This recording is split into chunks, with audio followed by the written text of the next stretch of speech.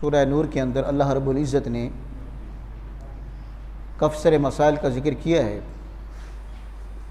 صرف دو مسئلے میں آپ کو عرض کروں کہ اللہ رب العزت نے اس سورہ نور میں یہ ارشاد فرمایا کہ اگر کوئی کسی پہ تہمت لگاتا ہے تو اس تہمت کو ثابت کرنے کے لیے اس کے پاس 4 گواہوں کا ہونا ضروری ہے۔ رب ذوالجلال فرماتا ہے کہ اگر وہ بندہ 4 گواہ نہیں لا سکتا فَجْرِدُوهُمْ 80 جلدہ، فرمایا کہ پھر اس کے لیے یہ ہے کہ اس کو 80 کوڑے لگائے جائیں گے، اور اگلی زندگی کے لیے اس کے لیے سزا یہ ہے کہ اس کی گواہی بھی قابل قبول نہیں ہوگی۔ اب غور کیجئے کہ ہمارے مسلم معاشرے کے اندر ہر دوسرے سے تیسرا بندہ اسی چیز کے پیچھے پڑا ہوا ہے کہ خام کا جب کسی مجلس میں بیٹھتے ہیں، کسی محفل میں بیٹھتے ہیں، خام کا کسی پر الزام، تہمت، یہ ساری چیزیں۔ کاش کہ شریعت مطہرہ کا نفاذ ہوتا، اسلامی قوانین ہوتے تو کوئی بندہ کسی کے بارے میں زبان نہ چلاتا۔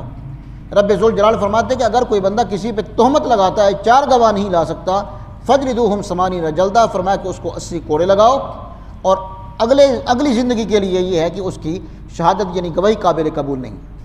اس کے بعد اسی سے متصل آیہ کریمہ میں رب ذوالجلال نے ایک عظیم مسئلے کی طرف اشارہ کیا، فرمایا کہ اگر خاوند اپنی بیوی پہ تہمت لگاتا ہے اور پھر اس کے پاس شہادتیں گواہ موجود نہیں ہیں تو پھر اس کے لیے کیا ہے؟ فرمایا کہ پھر اس کے لیے لیان ہوگا۔ شریعت مطہرہ میں اس کے لیے لیان کا لفظ استعمال ہوا ہے۔ لیان کیا ہے؟ لیان یہ ہے کہ 4 مرتبہ مرد یہ کہے گا کہ اللہ کی قسم میں سچا ہوں، اللہ کی قسم میں سچا ہوں، اللہ کی قسم میں سچا ہوں، اللہ کی قسم میں سچا ہوں۔ 5ویں مرتبہ کہے گا کہ اگر میں جھوٹا ہوں تو مجھ پر خدا کی لعنت ہو۔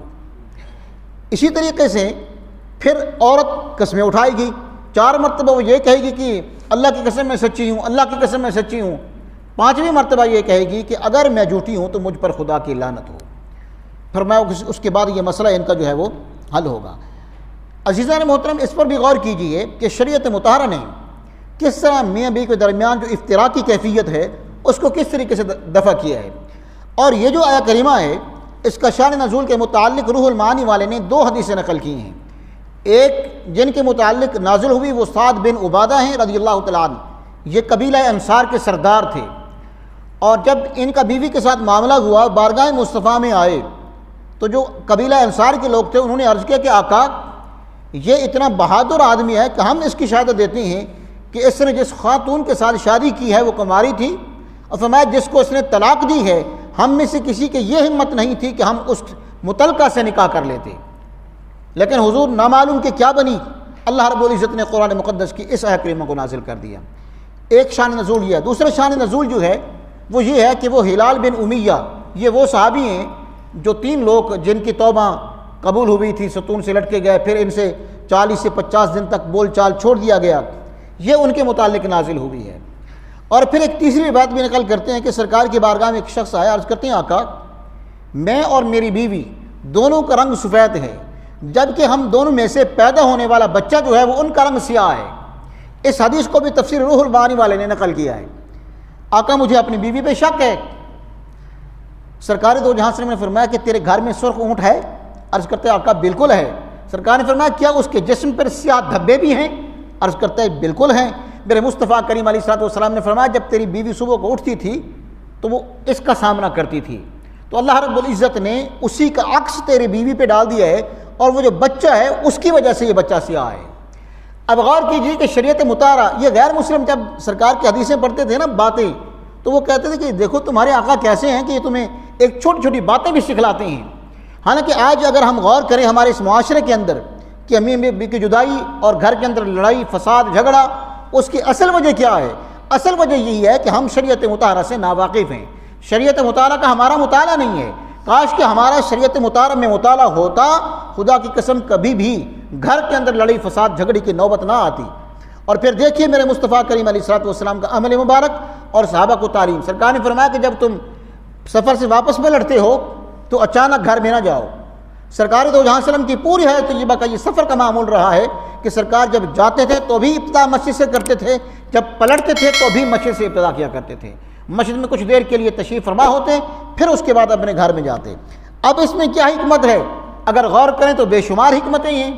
کہ اگر گھر کے اندر بیوی کے بال بکھرے ہوئے ہیں، پراگندہ ہے، وہ کام کاج کر کے جب ظاہر ہے کہ بندہ سفر سے واپس پلٹتا ہے، بیوی کے حالات بگڑی ہوئی ہوں تو یقیناً صورتحال کچھ اور ہوگی.